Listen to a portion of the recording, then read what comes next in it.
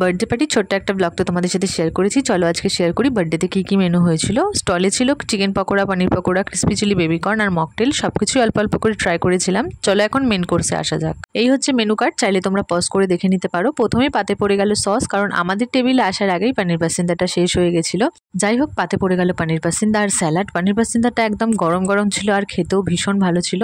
তারপর পাতে পড়ে গেল মটরশুঁটির কচুরি আর সাথে চানা মশলা। আমরা অনেকটা দেরিতে খেতে বসলেও প্রত্যেকটা খাবার কিন্তু একদম গরম গরম ছিল।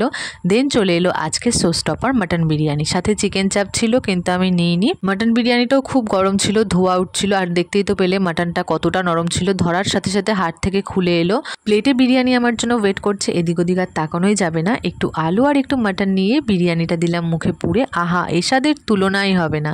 আর আজকে যারা সার্ভ করছে দেখছো, তারা একদম লাল ধুতি পাঞ্জাবিতে, মানে একদম সাবেকিয়ানা। তারপর প্লেটে পড়ে গেল আমের চাটনি আর পাঁপড় ভাজা, দুরকম মিষ্টি ছিল খাইনি। শেষ পাতে ছিল আইসক্রিম আর হজমলা। এই ছিল আজকের মেনু। কেমন লাগলো অবশ্যই জানিও।